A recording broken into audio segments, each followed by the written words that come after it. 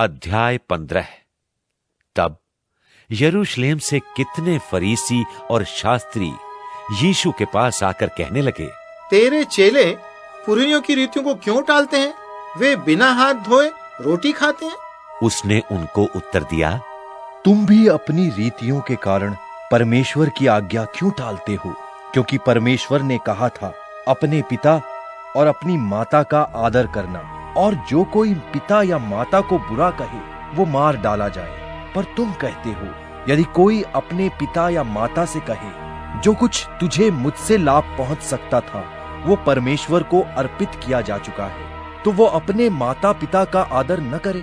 सो तुमने अपनी रीतियों के कारण परमेश्वर का वचन टाल दिया। हे कपटियों, यशायाह ने तुम्हारे विषय में ये भविष्यवाणी ठीक ही की है।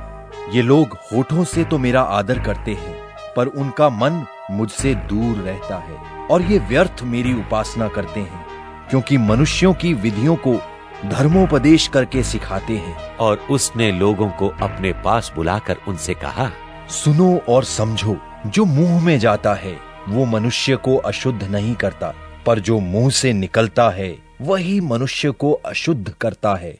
तब चेलों ने आकर उससे कहा, क्या तू जानता है कि फरीसियों ने ये वचन सुनकर ठोकर खाई है? उसने उत्तर दिया, हर पौधा जो मेरे स्वर्गीय पिता ने नहीं लगाया उखाड़ा जाएगा। उनको जाने दो, वे अंधे मार्ग दिखाने वाले हैं। अंधा यदि अंधे को मार्ग दिखाए तो दोनों गड्ढे में गिर पड़ेंगे। ये सुनकर पतरस ने उससे कहा, ये दृष्टांत हमें समझा दे।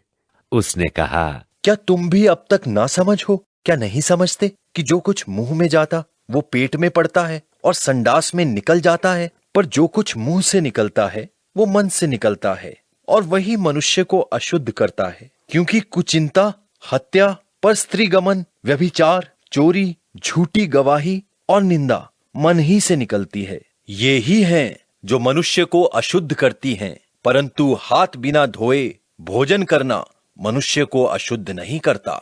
यीशु वहां से निकलकर सूर और सैदा के देशों की ओर चला गया, और देखो, उस देश से एक कनानी स्त्री निकली और चिल्लाकर कहने लगी, हे प्रभु, दाऊद की संतान, मुझ पर दया कर, मेरी बेटी को दुष्ट आत्मा बहुत सता रहा है। पर उसने उसे कुछ उत्तर न दिया। उसके चेलों ने आकर उससे विनती कर कहा, इसे विदा कर, क्योंकि वो हमारे पीछे चिल्लाती आती है। उसने उत्तर दिया, इस्राएल के घराने की खोई हुई भेड़ों को छोड़ मैं किसी के पास नहीं भेजा गया। पर वह आई और उसे प्रणाम कर कहने लगी, हे प्रभु, मेरी सहायता कर। उसने उत्तर दिया, लड़कों की रोटी लेकर कुत्तों के आगे डालना अच्छा नहीं। उसने कहा, सत्य है प्रभु, पर कुत्ते भी वो चूर-चार खाते हैं जो उनके स्वामियों की मेज से गिरते हैं। इस पर यीशु ने उसको उत्तर देकर कहा, हे स्त्री, तेरा विश्वास बड़ा है, जैसा तू चाहती है तेरे लिए वैसा ही हो। और उसकी बेटी उसी घड़ी चंगी हो गई। यीशु वहां से चलकर गलील की झील के पास आया और पहाड़ पर चढ़कर वहां बैठ गया। और एक बड़ी भीड़ लंगड़ों, अंधों, गूंगों, टुंडों और बहुत औरों को लेकर उसके पास आई और उन्हें उसके पांवों पर डाल दिया। उसने उन्हें चंगा किया। सो सब लोगों ने देखा कि गूंगे बोलते और टुंडे चंगे होते और लंगड़े चलते और अंधे देखते हैं, तो अचंभा करके इस्राएल के परमेश्वर की बड़ाई की।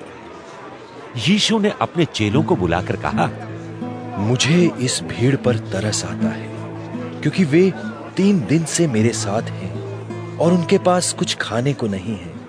मैं उन्हें भूखा विदा करना नहीं चाहता, कहीं ऐसा ना हो कि मार्ग में थक कर रह जाएं।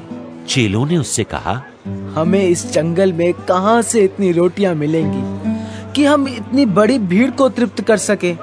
यीशु ने उनसे पूछा, तुम्हारे पास कितनी रोटियां हैं? उन्होंने कहा, 7 और थोड़ी सी छोटी मछलियां। तब उसने लोगों को भूमि पर बैठने की आज्ञा दी और उन 7 रोटियों और मछलियों को ले धन्यवाद करके तोड़ा और अपने चेलों को देता गया, और चेले लोगों को।